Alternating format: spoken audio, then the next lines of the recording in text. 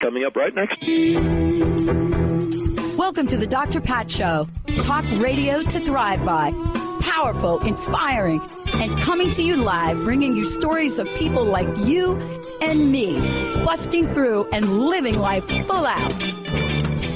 Get ready to dare to wonder what your life would be like if you knew you could not fail.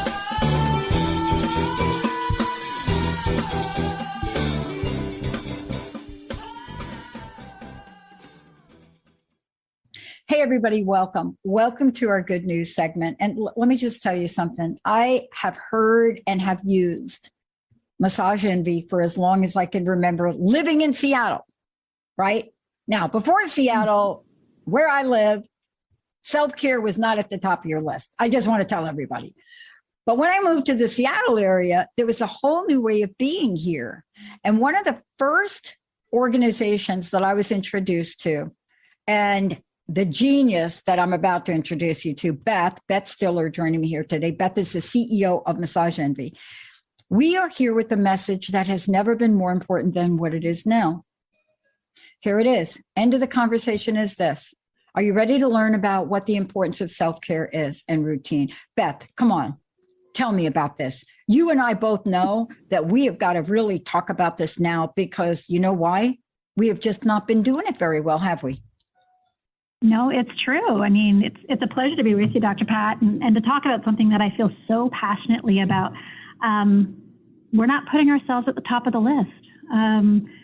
Self-care cannot be thought of as selfish. Putting yourself at the top of your list and taking care of yourself so you can just go about your business and do all of the other things in your life better, more well-equipped and ready to take them on is really important. And I think finding ways to create a self-care routine that you can stick to is really important. And my hope is Massage Envy can be one of those places where you find that partnership and we can help you get on that journey. Now, I want to make sure everybody knows the website because I don't like to wait to the end of this. I want to tell them where they can go right now. They can go to massageenvy.com, correct? That's right. Yep, you'll find everything you need there about all the types of services and locations. There's 1,100 locations across the country. So I'm so glad that you found one in Seattle.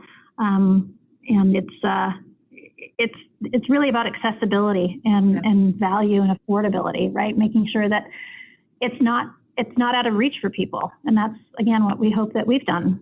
Yeah. I want to talk to you about this and I want to get to this because, when we hear something like Massage Envy there, you all have expanded to be much more than that. Let's talk about the rituals and what I like to call it, the rituals of body work. Can you talk about that? And would you tell our audience here, what can they look forward to? What might be a ritual they can engage in? Right.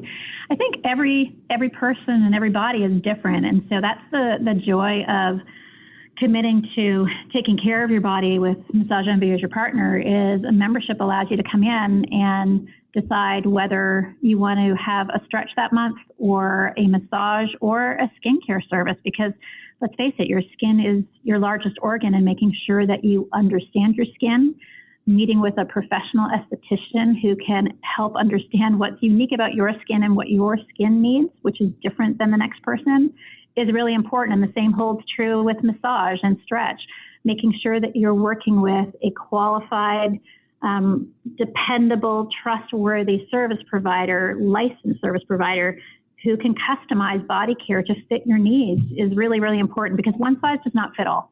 And so that customization is really, really important.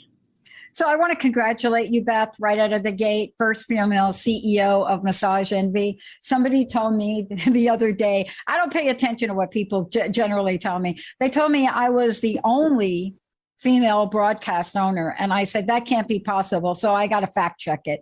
But congratulations on this for you. As you sit here as CEO of Massage Envy, I want to know from you right now, what are you most excited to share with our folks today? I know you all have innovated. I know you've changed some things.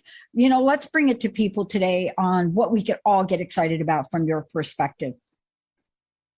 Yeah, I'm excited to see what the brand has done over the last 20 years. We celebrated our 20th anniversary this year and also celebrated having delivered 200 million massages, stretches, and skincare services over those 20 years. I am most excited and proud of having made massage accessible, democratized it, made it something that people can build into their everyday routine. It is no longer and should no longer be perceived as, a luxury or pampering. It really is therapeutic and an important part of people's self-care routine. And I'm excited to see how much people are committing to the health of their skin. Our skincare business has grown significantly in the last few years, and I think people have really taken time over the last 2 or 3 years to think differently about how they take care of themselves and their skin. And we're seeing it in our locations every day. The demand for skincare and massage has never been greater. And so I'd like to think that we played a little bit of a part in that by making it accessible, affordable, and dependable for people. Look, thank you for sharing that. But I also want you to comment on something I learned on my journey to appreciate massage. Not only did I understand how great I feel after, but having several injuries, sports injuries and otherwise, I also got to understand the science of it. And massage is as ancient as I could even remember. I mean, think about it, right? I mean, this is something when you go back and you look at some of the scriptures and even the hieroglyphs, we're seeing how far back this dates. What do you think on that? Yeah, I think it's amazing how body work has really been around since the beginning of time, frankly, because, I think from the moment we start using our bodies when we're little to, the moment we finish, we need to make sure that we're taking care of them. And the aches and pains are not unique to this generation or this time. They've been around for hundreds and thousands of years, frankly. And so massage has been around forever. And I think making sure that people understand the benefits, the value, and making sure it's accessible is important. And it's amazing to sit in some of these locations and chat with therapists who are so deeply committed to the physical well-being of the clients that they serve and the mental well-being of the clients that they serve. I think that's the wonderful thing about massage that sometimes gets overlooked, is that mind-body connection, and taking care of your body, unplugging for an hour, and really focusing on taking care of yourself. The carry-on effects that has to your mental well-being, I think can't be overlooked either. Now, I got to talk in the minutes we have left. I got to go beyond massage a little bit. I want to talk about stretch and I want to talk about facials because, what we're talking about here is helping people enter the wellness arena of feeling better, relieving tension. What do you think? Yeah, there really is not a one size fits all. And so, assisted stretching is really important. So if you talk about an athlete or a runner or somebody who's exercising and has all those aches and pains, having an assisted stretch and having a professional help you to take care of your muscles after you exercise or in preparation for exercise, I think is really, really important. And it's a service that we've been offering for a number of years now and is, I think, a really good complement to massage. And then, of course, skincare, whether it be a facial or an advanced service like a chemical peel or microderm infusion or a nourishing light LED treatment, all of these things can be put together to be part of your commitment to taking care of yourself. And the experts at the Massage Envy location near you will help you understand what's best for you because it has to fit you, it has to be customized for you. Yeah, I love this. I want to make sure all of you, if you're just wondering, Beth and I are talking about MassageEnvy.com, MassageEnvy.com. You nailed it. I mean, I was in a tournament a couple months ago. It was a 2-day tournament. And, I got to tell you, when I'm done, I wish there would have been, I wish Massage Envy would have been down the block from where I was. But what you're talking about is whether you're an athlete or not, there is an element and a factor in here that just makes you feel better, right? Indeed, that's right. Taking care of your muscles and your joints, thinking about movement and flexibility during your massage and then in between, right? It's not a one and done. This is a commitment to putting yourself at the top of the list of all the things you have to do to make sure that you're prioritizing taking care of yourself. And massage, facial stretching, those are just three really important ways that I think you can build it into your routine. I want to thank you so much for coming out here. We're actually going to be launching a self-care campaign shortly. Last question. What's your personal message? What do you want to leave us with today? Thank you so much. Of course. And thank you for having me, Dr. Pat. I just want everyone to think about their self-care routine and realizing that putting themselves at the top of their list of self-care is not selfish. It's when you're in better shape, when you feel better, you look better, you will do all the things in your life with more energy and ability. And so let's take care of the bodies we have because they're the only ones we're going to get. Beth, I want to thank you so much. And I want to really congratulate you again on your success. I hope we get to talk again. And thank you so much for taking the time to bring this out. Thank you very much. Let's take a short break, everybody. We'll be right back. Are you ready to put down that drink or drug for good? Are you struggling to maintain your recovery from addictive behaviors? Do you need help with a family member or loved one who's in early recovery or battling addiction? Get the help and guidance you need by arranging a recovery recharged phone session with me, Ellen Stewart, Pushy Broad from the Bronx, certified life and recovery coach. Call 1-800-889-1757. Make an appointment today or go to my website, pushybroadfromthebronx.com, and click on the link that says Recovery Recharged. Don't wait. Get the help you need today. This is Ellen Stewart, Pushy Broad from the Bronx on TransformationTalkRadio.com.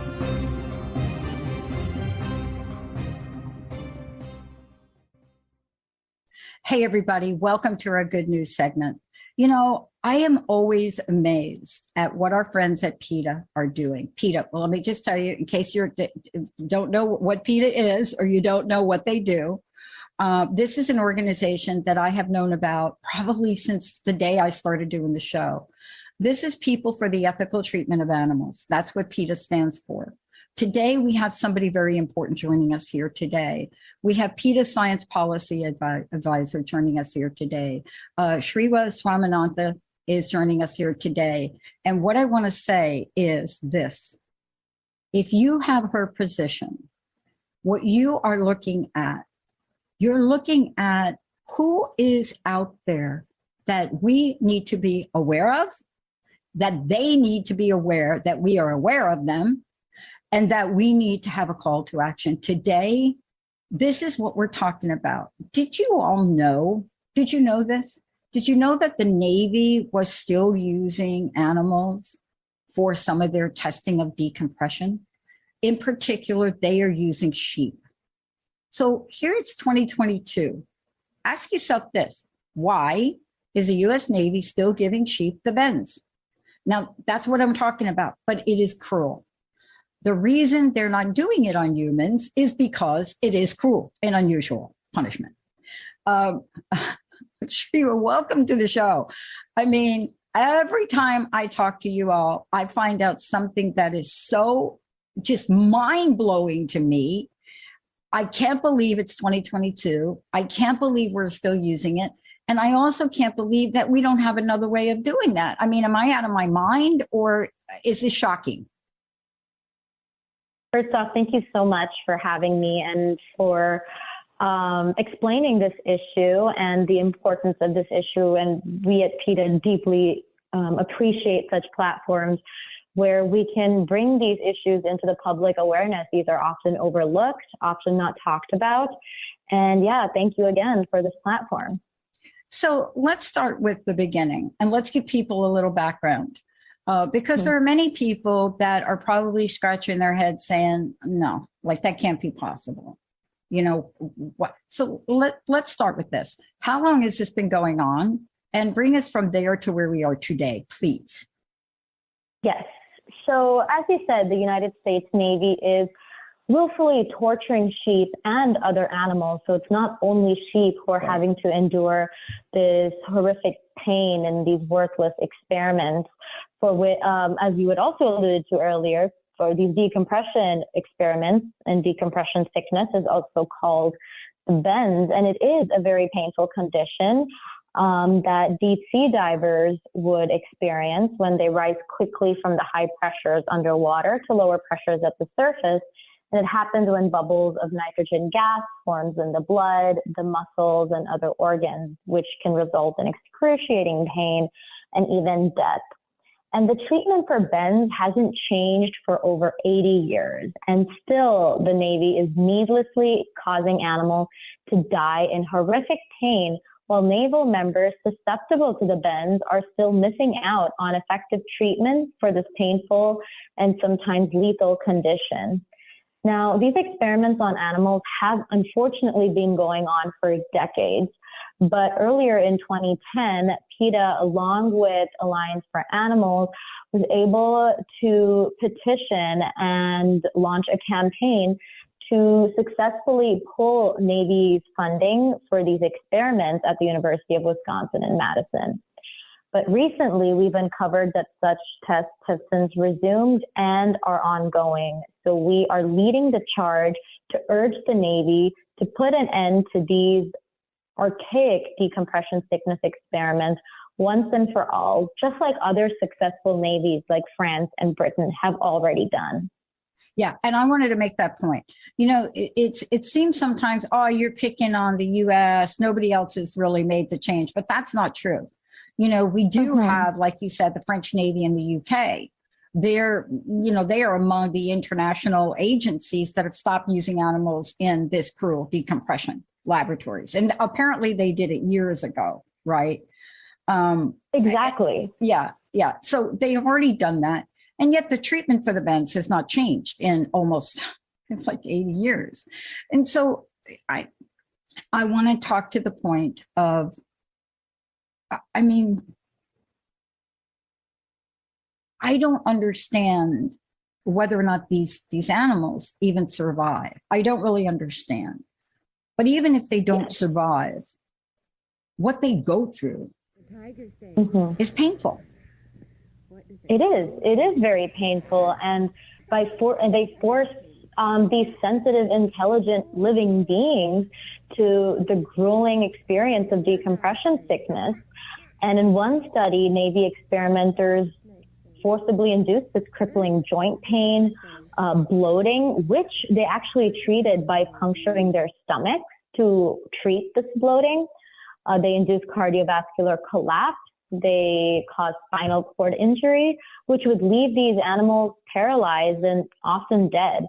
And I do want to address that point you made, that you don't understand if these animals make it out alive. The thing is, even those who somehow miraculously make it through all of these painful experiments that poke and prod into their bodies, they still end up being killed at the end of experimentation. So yes, at the end of this ordeal, nobody makes it out alive. None of these animals are making it out alive. There are another set of experiments where the Navy experimenters imprison mice and sheep in high pressure chambers. They inject them with an experimental substance and would later kill them.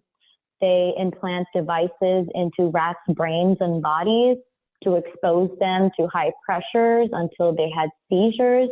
They would expose parts of their brains to high oxygen concentrations and pressures, and then they would decapitate them. So these experiments are cruel, they are painful, and they are as cruel and painful as they are worthless. And they are wasting our taxpayer dollars to fund this torture fest for animals. Now, you all, and I just went on your website and I just signed the petition. Please tell people. Thank you for doing that. Well, I wanted to do it here live because when they go to this website, they're going to see pictures and then they're going to see what we're about to talk about. Give them the direct way that they can participate and sign as well. What's the best website to give them? Yes. So folks listening who want to make their voices heard and help save these animals, please go to PETA.org/Navy. And one of the great things about PETA's calls to action for our different campaigns that address the exploitation and killing of animals, we make it so easy for folks to take action. So here you will be able to directly contact top military brass and call on them, urge them to do the right thing and to put an end to these archaic, wasteful experiments on animals for decompression studies, and embrace advanced, human-relevant, animal-free methods that are more likely to be beneficial to our naval members and serve the human species. So there really is no reason to torture and kill animals and waste our taxpayer money in doing so. So again, that's PETA.org/Navy to take action and to help save animals. I want to bring this point up. Let's talk about this. You know, how aware is the Navy, and I'm going to refer to it as the Navy for the moment. How aware are they that these experiments really don't get them what they really need? And the reason I'm bringing this up, because it's been documented even by people, you know, in high positions in the Navy Medical Research Center that have acknowledged the limitations, correct? Yes, I'm very glad you brought that up, because this isn't only animal rights activists and people at PETA who are against these experiments on animals, but we also do have support from the former commander of the Naval Medical Research, the Naval Medical Center, Rear Admiral Marion Balsam, who has joined PETA in calling on the Secretary of the Navy, the current Secretary, Carlos Del Toro, to end these wasteful experiments on animals. And as you had mentioned earlier, the Naval Medical Research Center has publicly admitted that these experiments on animals do not accurately translate to humans.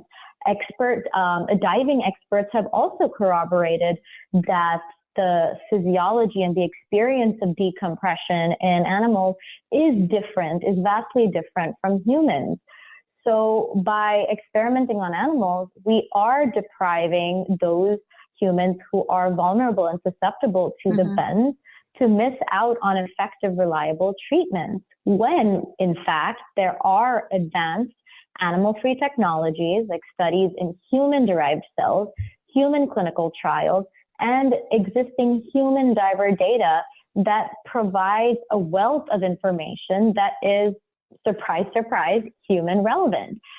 So this information is going to help better study decompression sickness, predict symptoms, and assess risks to better assist our naval officers. And also, it will put our taxpayer money to good use if we were to embrace these advanced animal-free methods.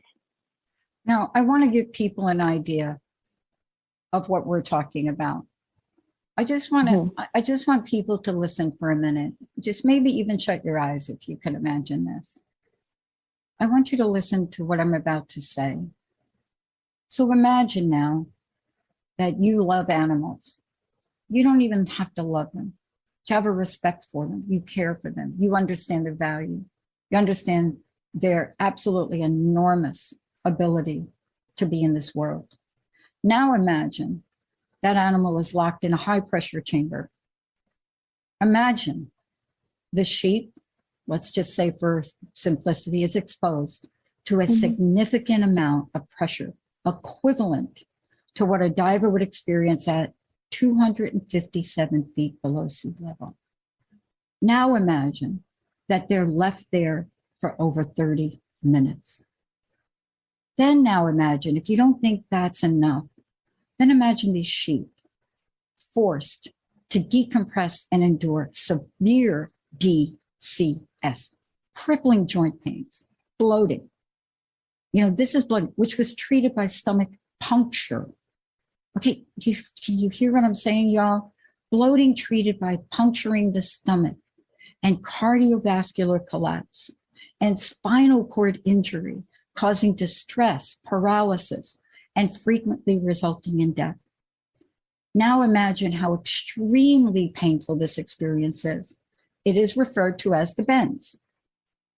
But when the bubbles of nitrogen gas form in the blood and the muscles and the organs, including the brain, then if that is not enough, then the sheep were injected with an experimental oxygen-carrying substance that failed to reduce mortality, killed, and dissected. That's the image I want you to hold. That's the image I want you to know that we're getting the message out of. That's the thing you have to ask yourself right after what we just talked about. Why do we continue this when there's another way? Let me ask you this question. Why do we continue this when there is another way? I mean, I'm sounding like I'm a broken record, like almost. Not at all, because actually that's the very same question that we are asking the Navy as well. Why? Why is there this unwillingness to evolve with the times, keep up with scientific advancements, keep up with international standards? Use this as an opportunity to set a precedent to other navies to embrace these human-relevant, human-based, animal-free, advanced methods so that those who are serving in the Navy can get the treatments that they deserve, and our taxpayer money is not being funneled towards torturing and killing animals.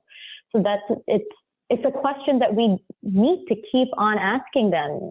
And it's a question that is warranted. The public deserves to know why, and we have the power to keep urging them to do the right thing, to stop wasting our money and actually put them towards effective treatments, effective human-based methods, better methods that are actually going to help people and not cause unimaginable suffering to animals whose lives are just dispensed like they mean nothing. They're just being viewed as mere equipment, when in fact they are living, feeling beings who are sensitive, intelligent, and their lives carry their own inherent worth. And I really appreciate how beautifully you tied that into getting that message across to your listeners. Yeah, because I want to now jump to what we all know is the solution on the horizon for, I mean, it would be an understatement for me to say that we are advancing technology at such a rate that even the advances here in some of the studies here, the use of technology, machine learning, you know, there's so much here. I was watching a show on nanotechnology, which is a field I'm extremely interested in. But, you know, we are advancing technology at such an enormous rate. And don't you think that if we looked at this technology and these organizations shared this internationally, like you said, with France and like with the UK, I mean, is technology and the advancements of machine learning technology, and I want to say other technology, you know, especially AI technology and simulation technology, is that a viable solution? Right, there are, like you've really hit on a lot of very valuable points there with just the scale of our technological growth. And there are scientists, there are experts who are really leading the charge here in being able to integrate these approaches to, you know, to replace the use and exploitation and the killing of animals, so that we can actually generate information that is more relevant to the symptoms that humans endure. And these meaningless, archaic tests, again, they're not offering beneficial information that would help members of the Navy to who really do deserve the best treatment, the best cures, and the best support, because they are susceptible to these conditions. It's not the mice, sheep, and rats who are serving in the Navy, it's humans who are serving in the Navy. And we've really got to support this kind of progress in that realm of integrating these animal-free methods and championing that as the default of how we conduct our experiments. Yeah, look, I know these are short interviews, and I am so honored that you have agreed to talk with us about the work that you're doing at PETA. I just can't say enough for all of you, for your founder, for, the relentless work that you do to really take on conversations that many people don't even know we need to have. Again, I'd like two things, if you don't mind. One, thank you for not only this interview, but thank you for your position and what you're doing in PETA. Thank you. I haven't even talked about that. What's your person? We don't even go there because this is just one thing you do. What's your personal message for us today? And please, again, give out the website and tell people how they can get involved. Yes. Absolutely. First, yes, just thank you to you and to the listeners who I'm sure want to do the right thing, are feeling very upset with the fact that animals are being tortured and killed, that their taxpayer money is funding this, and that we are really being held back as far as the technological and scientific advancements we can make by relying on these archaic animal methods. It is very unfortunate that the public is misled in their trust on believing that using animals in science is going to help people, but the harsh reality of that is not the case. The science is clear. The scientific community has the data to show that this is not the case. In fact, the National Institutes of Health themselves, the leading funder of biomedical research, has stated that nearly 95% of treatments that pass animal studies fail in human trials. So the numbers speak for themselves, that experimenting on animals is not the way to get effective treatments for humans.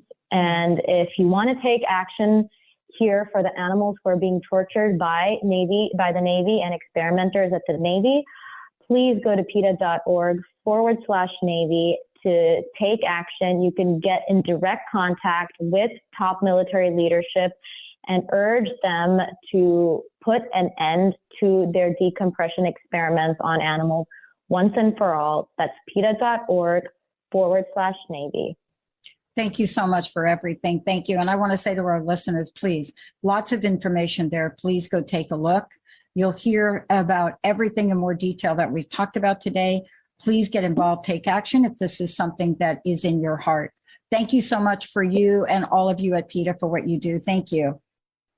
Thank you so much. I appreciate it. All right. It's a pleasure talking to you. Oh my God. And there's so much more, folks. Let's take a short break. Absolutely. We'll be right back. You've been listening, but are you watching? Tune in to your favorite shows on the Transformation Talk Radio Facebook page. We stream live video podcasts every day. You're listening to Transformation Talk Radio.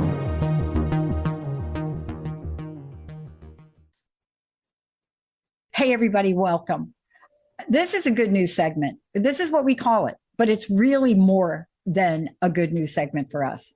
I've got Kevin joining me here today. Kevin Kelly, Director of Cloud Career Training Programs at AWS Training and Certification. So here's what I want to do. I want to do a happy dance. And I want to acknowledge everybody over there for their, first of all, level of awareness to know that this is a career and it's a valid career and it's a viable career. And not only that, it is a financially paying well for you career. But it's a career only if you can get what you need to be successful at it. That's what we're going to talk about today, because what is happening here, as you'll hear from Kevin, technical education leader, 35 years developing software, cloud infrastructure. I can't even believe it, I'm saying that. AWS education program. We have got some news for you. Are you ready for a career refresh? Right? Thank you for joining me here, Kevin. This is so important. Thank you for having me on. Do you know, was a recruiter at a corporate 50 company, have a corporate background, work with career people. Do you know that most people don't know that this is a career path? Yeah, that's a shame, because there are a lot of really in-demand roles in this cloud IT space that they could be taking. Yeah. And who doesn't want to have a career working in the AWS cloud? Let me ask you this. what was the motivation for you personally and for your organization? What was in your heart? That's what I want to know. I want to know what was in your heart to say, wait a minute, we have got to create an outreach here. Yeah, it really is. There's a cloud IT skills gap in the marketplace. And so there are a lot of jobs that are going unfilled. And these are good paying, oftentimes remote enabled jobs that could create some real great earning potential opportunities for people that can develop the skills to take those jobs, entry level and mid-career jobs. And so we designed a set of programs to help people, regardless of their starting point, whether they're completely new to the cloud or they have some IT experience and they want to refresh and reskill themselves on the cloud, to gain access to the skills that are needed for those in-demand, good-paying, often remote-enabled jobs. So for those of you that are listening and you hear me keep, okay, I'm sorry. And I work for a company that the entire company, right, was based on acronyms. So I want to just tell everybody, AWS, we're talking about Amazon, folks. This is what we're talking about. I just want everybody to know. There is a gap. It is a huge gap. And I want to get your perspective on this. Where I sit every day, we are on your platform. And first of all, the level of support we can get from Amazon, AWS, consulting partners, amazing. But teams are not aware. So let me ask you this question. How bad is the gap? And who can participate? Because people will opt themselves out when they hear an interview like this because they say, oh, they're never going to train me. Tell us about that. Yeah, the cloud IT skills gap is big. It's millions of unfilled roles, and it's getting bigger year over year. And so there's a real opportunity here for people that are interested in reskilling themselves. And the study that we did with Gallup indicates that the salary premium for people that have digital skills and cloud skills is 40 to 65% over people that don't. So it's good for them. It's good for the companies that are innovating on the cloud who are looking for that talent. And we believe that digital skills training and cloud training can positively impact people's lives. And that's why Amazon's investing hundreds of millions of dollars to provide that free cloud skills training to 29 million people by the end of 2025. And companies are looking for this talent, and we want to help create that talent. And these are companies like Airbnb, Netflix, Lyft, Disney Plus, companies we use every day are looking for people with this skill set. I got to tell you, I'm not in that category, but I will tell you, I'm looking. I mean, as first of all, the only positive television live streaming podcast company out there that we know of in the United States. There's another one in Belgium, but we're growing, and we're going to go from one channel to 10 independent channels. This is the one area for me as a business owner. I wake up in the middle of the night, and I'm telling you, I get my phone out and I try to find my AWS contact. But what if we could have people on board in our staff that could even understand what the problem is, right? So we're talking a range of skills here that people can have, right, Kevin? It is a range of skills, and it's from cloud computing fluency that's important for lots of kinds of roles, and not just traditional solutions architects, developers, programmers that we might normally think, but roles in marketing, finance, sales, operations, logistics, media. They all need to increase their digital and cloud computing fluency to operate with the tools that are in their environments today. Look, I want to go through and break down. When I was in my recruiting job, boy, I had to answer some interesting questions. What I love about what you're doing, can I say the word free? May I say the word free? Not everything is free. Not everything is free. But you, right here, free cloud. Tell me about what you've created. Let's get down into what you actually created. So when people are listening to this, they're going to get a sense of, man, I can do it. Yeah, we have quite a few free programs for that initiative between now and 2025 to train 29 million people. We have more than 500 free digital on-demand courses through AWS Skill Builder. We also have hundreds of hours of self-paced training and learning paths with interactive labs through our AWS Educate portal. So really anyone with an internet connection can log in and start learning for free.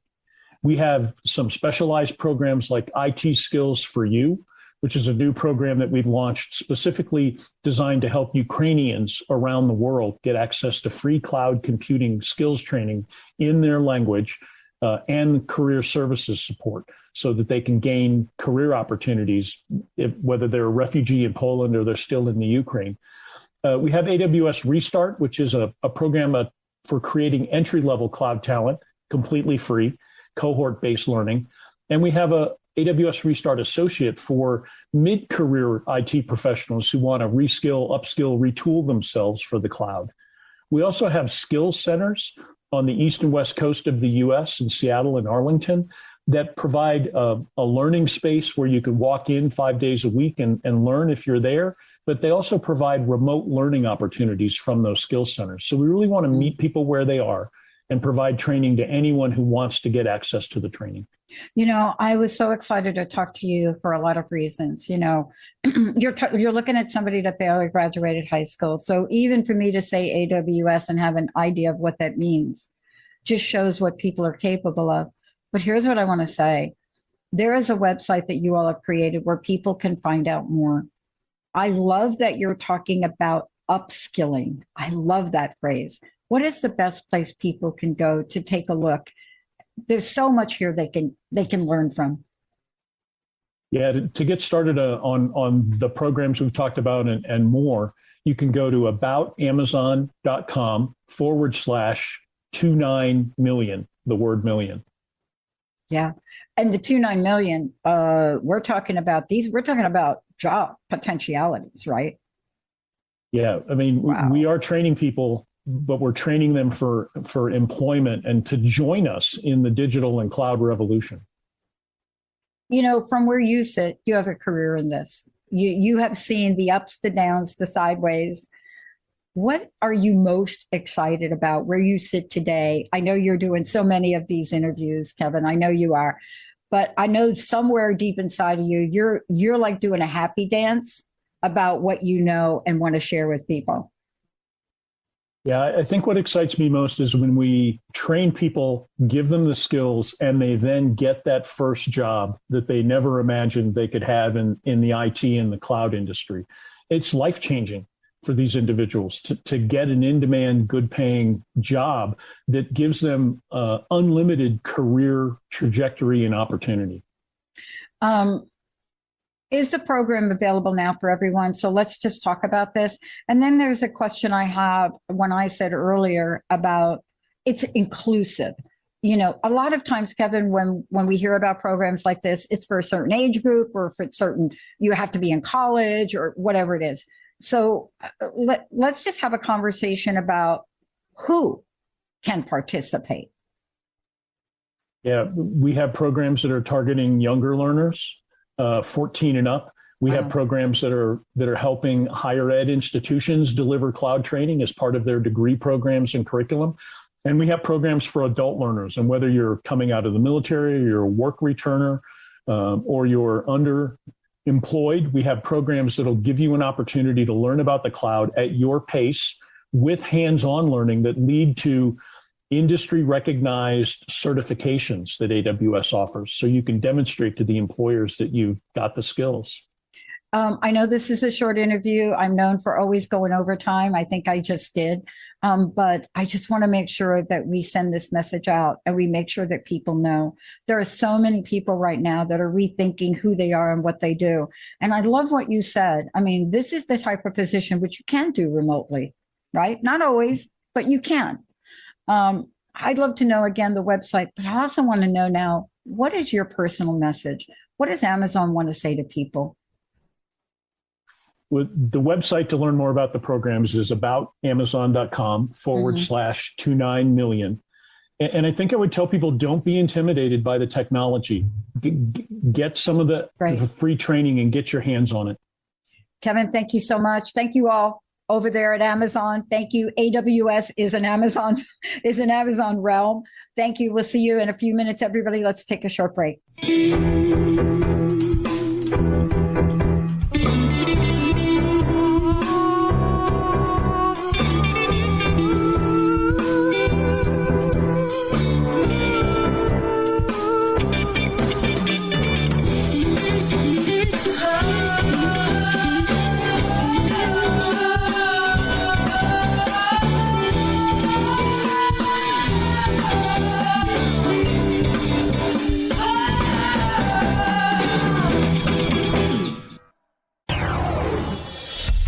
TransformationTalkRadio.com.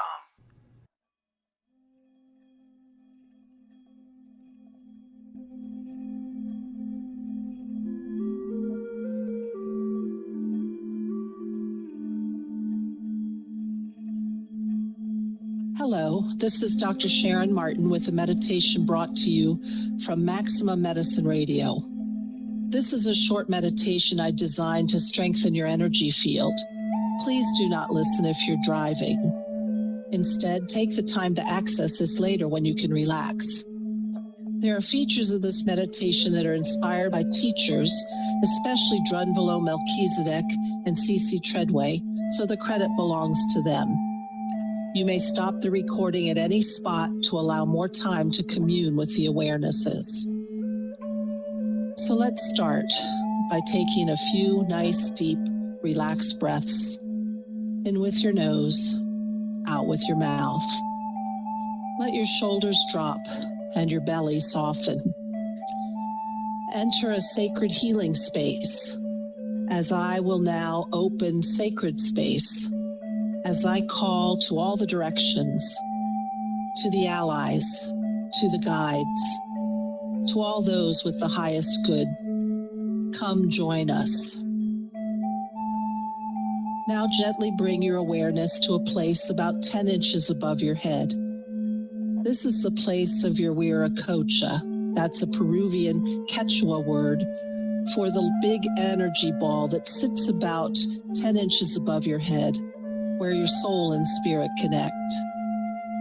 See the waterfall of energy that pours out all around, covering your body, making the egg-shaped energy cocoon around you. See the rainbow tapestry of the field surrounding you, the field that interacts between the outside world and your physical self. And set your intention to repair and strengthen this field. And continue to breathe deeply, releasing all tension. Again, in with your nose and out with your mouth. Now drop your awareness into your chest, behind your heart, and find the entrance to the small sacred space of the heart. Allow your inner knowing to direct you there. You energetically have been there many times. Make your way to this sacred chamber and take a seat. You find yourself in the most beautiful place to sit. Sit in this chamber that you already deeply know. And let your eyes soften as you sink deeply onto the chair or the cushion or wherever you are sitting. Continue to breathe. In with your nose, out with your mouth, holding no tension. Now with your mind's eye, see the color red, fire engine red, cherry tomato red, red of the most beautiful rose. Feel this red and allow it to spread from your heart to all your physical being and out to your rainbow field. Fill your field with red, touching all parts of you, from your head to your toes, from the inside of you to the outside, all parts of you, repairing and healing your field. And now gently allow the red to recede back to your heart. And breathe.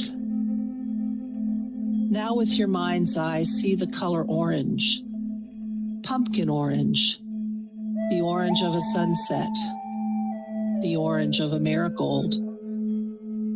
Feel this orange and allow it to spread from your heart to all of your physical being, spreading out to your rainbow field. Fill your field with orange, touching all parts of you, from your head to your toes, from the inside of you to the outside, all parts of you repairing and healing your field. And now gently allow the orange to recede back to your heart. And breathe. Now see the color yellow. Yellow of the center of a daisy. Yellow of the brightest sun. Yellow of a goldfinch. Feel this yellow and allow it to spread from your heart to all your physical being and out to your rainbow field. Fill your field with yellow, touching all parts of you, from your head to your toes, from the inside of you to the outside, all parts of you, repairing and healing your field. And allow the yellow to recede back to your heart. And breathe. Now see the color green. Green of newly mown grass. Green of the tips of budding trees. Green of the inside of an avocado. Feel this green and allow it to spread from your heart to all your physical being and out to your rainbow field. Fill your field with green, touching all parts of you, from your head to your toes, from the inside of you to the outside, all parts of you, repairing and healing your field. And now gently allow the green to recede back to your heart. And breathe. Now see the color blue. Blue of the daylight sky. Blue of a Caribbean lagoon. The electric blue that dances on the edge of a flame. Feel this blue and allow it to spread from your heart to all your physical being and out to your rainbow field. Fill your field with blue, touching all parts of you, from your head to your toes, from the inside of you to the outside, all parts of you, repairing and healing your field. And gently allow the blue to recede back to your heart. And breathe. Now see the color indigo. Indigo of blueberries, indigo that's in the circles on peacock feathers, indigo of eggplants. Feel this indigo.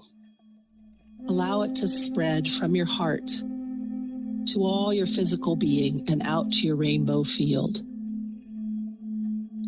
Fill your field with indigo, touching all parts of you, from your head to your toes, from the inside of you to the outside, all parts of you, repairing and healing your field.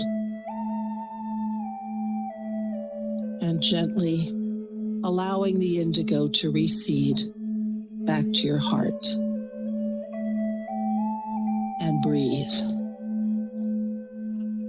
Now see the color violet. Violet of an amethyst.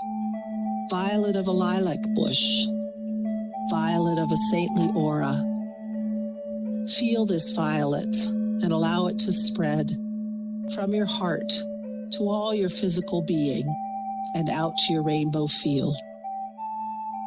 Fill your field with violet, touching all parts of you, from your head to your toes, from the inside of you to the outside, all parts of you, repairing and healing your field.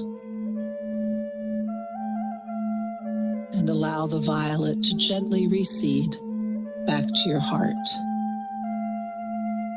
And breathe. Now bring your awareness gently back, coming back to the sacred space of your heart.